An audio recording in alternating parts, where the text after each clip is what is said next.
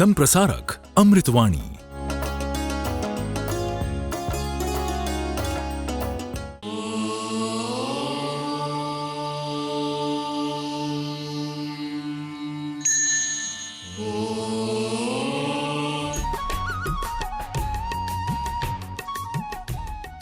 आरहत वाङ्मय में कहा गया है, सब्बत्थुवहीणा बुद्धा संरक्षण करिगहे अवि अपनो विदेहम्मि नायरन्ति ममा इयम्। दो विचारधाराएं हैं, एक आस्तिक विचारधारा और दूसरी नास्तिक विचारधारा। आस्तिक विचारधारा में आत्मा और शरीर को पृथक पृथक माना जाता है। आत्मा अलग है, शरीर अलग है। आत्मा स्थायी है, शरीर अस्थायी है। आत्मा अनंत जन्म ले चुकी है और हमेशा आत्मा का अस्तित्व रहेगा, परंतु शरीर विनाश धर्मा है, एक दिन विनाश को प्राप्त हो जाता है। पुनर्जन्म का सिद्धांत आत्मा और शरीर अलग अलग है, इस सिद्धांत पर टिका हुआ है। अगर आत्मा और शरीर दो नहीं एक ही चीज है, इसको शरीर कह दो चाहे आत्मा कह दो, यह बात हो तो फिर पुनर्जन्म वाली बात बैठ पानी मुश्किल है। तो आस्तिकवाद में आत्मा और शरीर के भेद का सिद्धांत स्वीकृत है। अन्य जीव अन्य शरीर, अन्य जीव अन्य शरीर, यह आस्तिकवाद का सिद्धांत है। नास्तिकवाद है, नास्तिक विचारधारा, उसका सिद्धांत है तज्जीव तत्शरीरवाद। वह जीव और वह शरीर, जो जीव है वही शरीर है, अलग अलग नहीं, एक ही चीज है। जीव कह दो चाहे शरीर कह दो, वो एक ही चीज है। यह नास्तिकवाद का सिद्धांत है। आस्तिकवाद का सिद्धांत है, उस पर अध्यात्मवाद टिका हुआ है। अध्यात्मवाद का आधार आस्तिकवाद है, अन्य जीव अन्य शरीरवाद है। और भौतिकतावाद, मटेरियलिज्म, खाओ पियो मौज करो, यह विचारधारा है। यानी आगे कुछ नहीं है, खाओ पियो मौज करो। यह विचारधारा नास्तिकवाद पर टिकी हुई है, तज्जीव तत्शरीरवाद पर मानो मोटा मोटी टिकी हुई है। तो एक तरफ अध्यात्मवाद है, दूसरी तरफ भौतिकतावाद है। अध्यात्मवाद आस्तिक विचारधारा पर आधारित और भौतिकतावादी दृष्टिकोण नास्तिक विचारधारा पर आधारित है। राजा प्रदेशी, जिसका व्याख्यान भी हम चतुर्मास की संपन्नता के लगभग या मिक्सर बदी एकम को उन दिनों में कभी कोई राजा प्रदेशी का व्याख्यान भी बताते हैं। मैं भी बहुधा प्राय चतुर्मास की संपन्नता के लगभग समय में राजा प्रदेशी की बात बताया करता हूँ। राजा प्रदेशी एक नास्तिक विचारधारा वाला व्यक्ति था। रायपसेणियम आगम जो दूसरा उपांग है उसको पढ़ें, उसके आधार पर यह प्रतीत हो जाता है राजा प्रदेशी कोई ऐसे जानकार, थोड़ा विद्वान व्यक्ति, तार्किक व्यक्ति रहा होगा। राजा हो साथ में थोड़ा विद्वान भी हो तो खास बात है, क्यों कई बार राजा ज़्यादा विद्वान हो यह ऐसा न भी हो। राजा तो है पर विद्वत्ता ज़्यादा नहीं है, छोटी उम्र में राजा बन गया, अब ज़्यादा और पढ़ने का टाइम भी नहीं मिलता, तो विद्वत्ता तो न भी हो तो राजा के पास सत्ता होती है। तो राजा प्रदेशी तो और तो कितना विद्वान था कहना कठिन है, पर ये जो रायपसेणियम में बात है उसके हिसाब से कुछ जानकार रहा होगा, ऐसा अनुमान ग्रंथाधार आगमाधार पर लगाया जा सकता है। राजा प्रदेशी नास्तिकवाद का पक्षपाती, नास्तिकवाद का मानने वाला फॉलोवर था, परंतु कोई राजा प्रदेशी का भाग्य था कि क्या था, कुमार श्रवण केशी का योग मिल गया। मानो लोहे को ऐसा पारस मिल गया।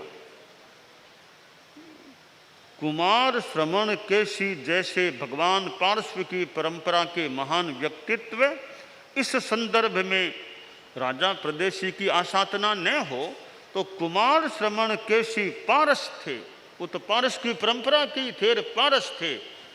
राजा प्रदेशी लोहा था, उस लोहे को उस पारस से संपृक्त होने का मौका मिला कि वो लोहा सोना बन गया। सोना किस रूप में कि आस्तिकवादी बन गया, नास्तिक विचारधारा को छोड़ दिया, आस्तिक विचारधारा को स्वीकार कर लिया, मानो श्रावक बन गया। तो कुमार श्रवण केशी प्रदेशी जानकार था, तो कुमार श्रवण केशी तो मानो उनसे भी कोई ऊपर के थे कि एकदम तार्किक ढंग से, एकदम हेतु तार, इस प्रकार एक लॉजिक के साथ किस प्रकार कुमार श्रवण केशी ने राजा प्रदेशी के तर्कों को या बातों को काटा, खंडित किया। आखिर करते करते करते करते राजा प्रदेशी प्रणत हो गया और कुमार श्रवण केशी के मंतव्य को स्वीकार कर लिया और धर्म को स्वीकार कर लिया। होता है कई बार, विचार है, जीवन के एक भाग में आदमी नास्तिक होता है तो जीवन के अन्य भाग में, उत्तरवर्ती भाग में या अन्य भाग में वह आस्तिक बन सकता है, या कभी पहले आस्तिक होता है तो बाद में कोई नास्तिक बन जाए तो बन जाए। आत्मा और शरीर का यह भेद जैन दर्शन में आत्मा को अलग, शरीर को अलग माना गया है। आत्मा अन्य है, आत्मान्य है, पुद्गलश्चान्य है, अहमन्य है, पुद्गलश्चान्य है। आत्मा अन्य है, पुद्गल अन्य है, मैं अन्य हूँ, शरीर अन्य है। यह शरीर तो मैं नहीं हूँ, मैं आत्मा हूँ। यह एक भेद विज्ञान है। प्रेक्षा ध्यान पद्धति में कायोत्सर्ग भी एक प्रयोग है। लंबा कायोत्सर्ग भी होता है, स्वल्पकालिक भी होता है। तो कायोत्सर्ग की साधना में भी कुछ भेद विज्ञान की दिशा में आगे बढ़ने का प्रयास भी कोई करे तो संभवतः हो सकता है कि आत्मा अलग, शरीर अलग है, आत्मा अलग है। दृष्टिकोण में अगर शरीर और आत्मा एक ही है, पुनर्जन्म है नहीं, तो ते साधुपना लेना, अध्यात्म की गहरी साधना करना संभवतः फालतू जैसी बात हो सकती है। पुनर्जन्म है, मोक्ष है, पुण्य पाप का फल है, कर्म का फल है, ये जो आस्तिकवाद की विचारधारा है, यह मान्य हो तो फिर अध्यात्म की साधना की सार्थकता अधिक है, महत्व है। साधु बनो, श्रावक बनो, तप करो, जप करो। अभी वर्षी तप के पालने हुए अक्षय तृतीया के दिन वहाँ भगवान महावीर यूनिवर्सिटी उधर कितने कितने लोगों ने वर्षी तप संपन्न किया। जो बात सामने आई कि 1100 से भी ज़्यादा तो वहाँ उधर इस जानने में सुनने में आया।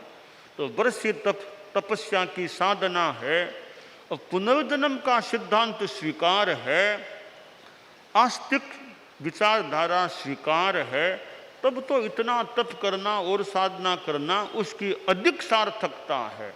वो स्वीकार है ही नहीं तो वर्षी तप क्यों करे? घर में भोजन की कमी तो मान लो है नहीं, कमी नहीं, फिर क्यों एक दिन भूखा रहना, एक दिन खाना, रोज खाए, क्या दिक्कत है?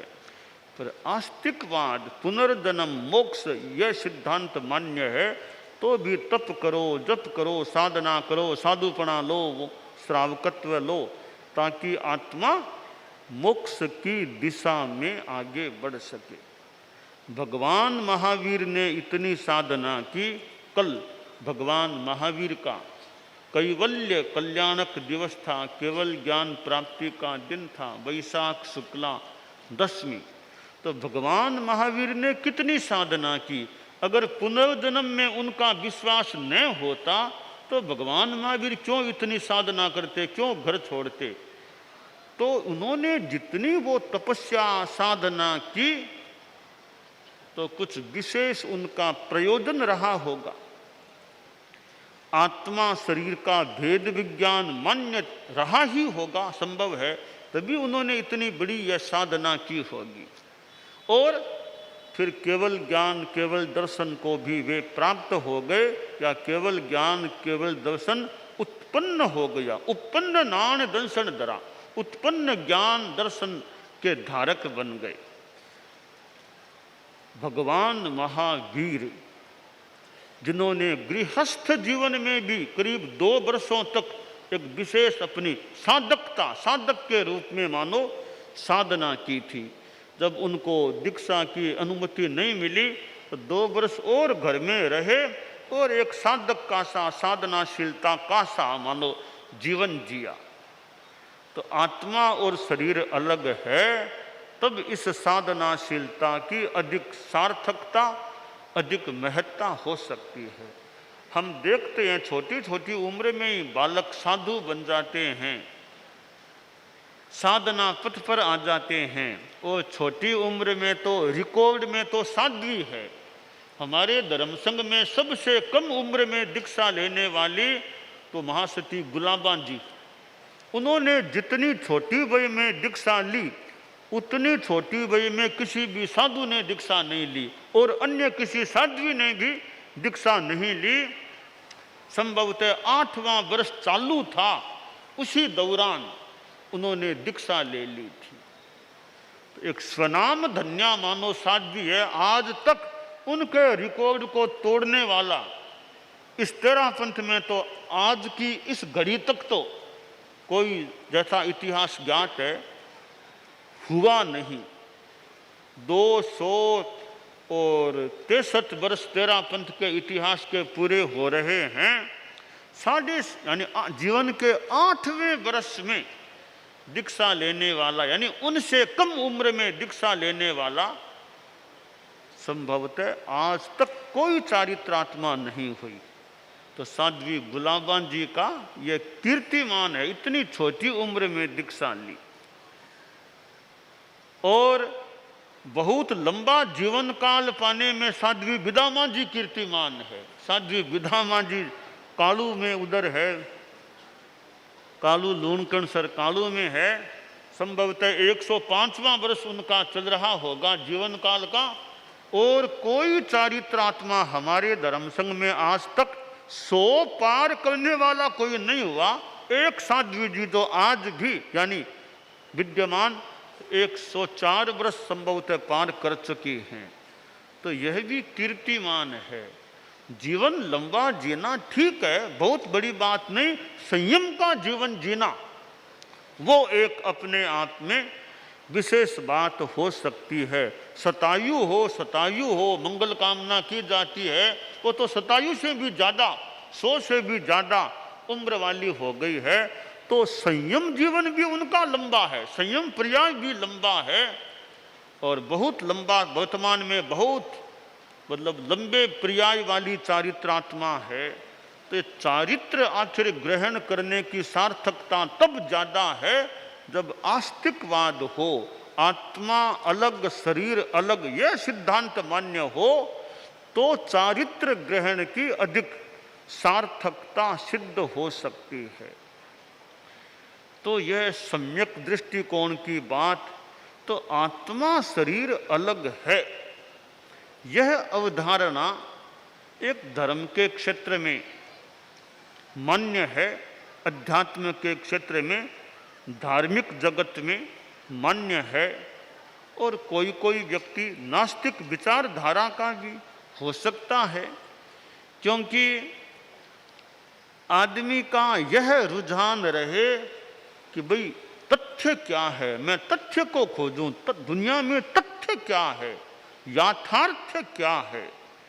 उस याथार्थ को खोजने के लिए वो आस्थाओं, याथार्थ मुझे स्वीकार करना है। जब तक जितना अपना ज्ञान है उसके हिसाब से कई बार यथार्थ बात भी मान्यता प्राप्त हो सकती है, हो जाए। तो हमारे धर्म संघ में बीच के काल में अकाल मृत्यु को मान्य नहीं किया गया था, अकाल मृत्यु का सिद्धांत मान्य नहीं था। हालांकि आचार्य भिक्षु के ग्रंथ को देखें, आगम को भी देखें तो लगता है भी अकाल मृत्यु तो मानो एक तरह से सम्मत है, परंतु बीच के काल में जहाँ तक मुझे ज्ञात है हमारे धर्म संघ में अकाल मृत्यु होती है यह मान्यता नहीं थी। फिर भीमराज जी स्वामी का वो एक चिंतन बना, फिर बाद में अनेक हमारे मान्य सिद्धांत कि अकाल मृत्यु हो सकती है। तो अब प्रश्न तो हो सकता है कि पहले जब अकाल मृत्यु नहीं मानते थे तब क्या हम गलत अवधारणा वाले नहीं थे क्या, बाद में मान्य किया है। तो ये बातें ऐसी है कि कई बातें वो जब खोज में एक शोध में जब ध्यान में आ जाए, जब शोध में साफ बात आ गई तब दुराग्रह नहीं रखना चाहिए, दुराग्रह नहीं। ठीक है, अब और देखें हो सकता है, तो दुराग्रह नहीं, साफ है शोध में खोज में यह बात ऐसे है, तो फिर पुरानी बात को पकड़ के ही रखना, वो दुराग्रह रखना कि वो बात हम तो वो ही बात बताएंगे, तो उसमें एक विचारणीय बात है। भाई तथ्य पर निष्ठा होनी चाहिए, याथार्थ पर हमारी निष्ठा होनी चाहिए। यह सम्यक दृष्टि, सम्यक्त्व को पुष्ट रखने का एक आयाम यह प्रतीत हो रहा है कि तमेव सत्यम निसंकम जम जिनेहिम पवेयम, वही सत्य है, वह सत्य ही है। जो जिनेश्वर ने प्रवेदित किया है वो सत्य ही है, निस्संक है। तीर्थंकर कभी झूठ नहीं बोलते, भगवान महावीर तीर्थंकर बन गए, वे कभी झूठ नहीं बोलते। झूठ सामान्य आदमी बोल सकता है, छठे गुणस्थान वाला भी कोई झूठ बात बोल जाए तो बोल जाए, छठे गुणस्थान के ऊपर के जो होंगे वो ऐसे जबान से राग द्वेष भाव से झूठ बोलने वाले नहीं होते हैं। तो जिनेश्वरों ने जो प्रवेदित किया है वह सत्य है, निस्संक है, वही सत्य है, वही निस्संक है। तो यह निष्ठा है कि दो तथ्य है वो मुझे स्वीकार है। यह निष्ठा सम्यक्त्व को लगता है पुष्ट करने वाली बन सकती है। कषाय की मंदता हो, मेरे राग द्वेष क्रोध मान माया लोभ ये पतले रहे, ये वे मंद हैं, यह सम्यक्त्व के पोषण का उपाय है। मंदता, कषायों की मंदता सम्यक्त्व पोषक। और फिर तत्व बोध, तत्व को समझने का प्रयास, नव तत्व को समझें, जीव अजीव पुण्य पाप और भी तत्व को समझने की चेष्टा करें। अनाग्रह भाव, तत्व बोध में अनाग्रह भाव है, वो भी सम्यक्त्व का पोषक प्रतीत होता है, दुराग्रह नहीं। कहीं भी दुराग्रह नहीं, अनाग्रह भाव। चर्चा करो, वार्ता करो, देखो क्या बात सही बैठती है। शास्त्रों को पढ़ो, बहुश्रुत से चर्चा करो और आचार्य से चर्चा करो। किसी साधु के कोई बोल न बैठे, यह बात श्रद्धा आचार कल्प का भी यह बात कैसे है, तो भी बहुश्रुत से चर्चा कर लो, आचार्य से चर्चा कर लो। फिर जो अंतिम निर्णय हो, संघीय मान्यता हो व्यवहार में, उसको मान लो। कभी मेरे तो बैठती नहीं है तो केवली गम्य कर दो।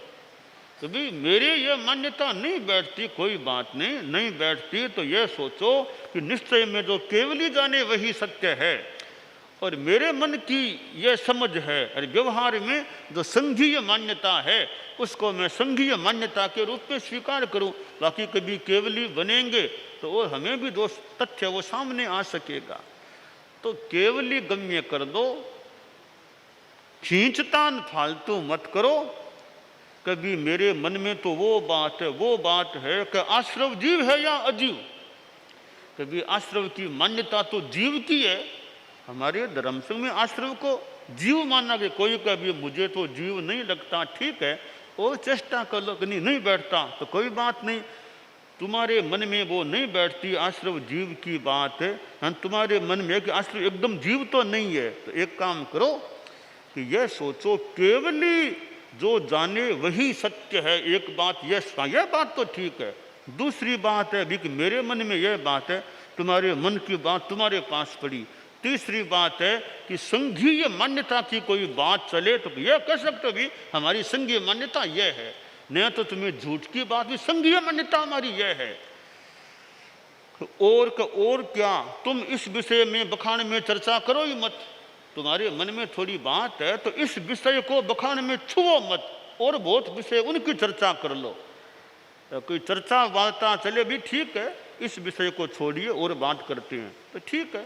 अपना न कोई दुराग्रह और संघीय मान्यता को हमारी ओर से आंच नहीं, केवली जाने वो सत्य। यह तो सबके लिए, संघीय मान्यता वाले भी अलग मान्यता वाले, यह तो सबके लिए मानो कल्याणकारी है कि केवली जाने वही सत्य है।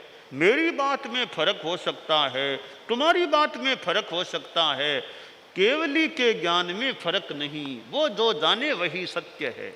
तो सम्यक्त्व को पुष्ट रखने के कई आयाम हैं कि केवली के प्रति निष्ठा, जो तथ्य है वही सत्य है, केवली जाने वही सत्य है। और कसाय मंदता का प्रयास, कसाय को मंद करे, और तत्वबोध का अनाग्रह भाव से तत्व को समझने का प्रयास करें। इससे हमारा सम्यक्त्व संपुष्टि को प्राप्त हो सकता है, ऐसी प्रतीति है। संप्रसारक अमृतवाणी।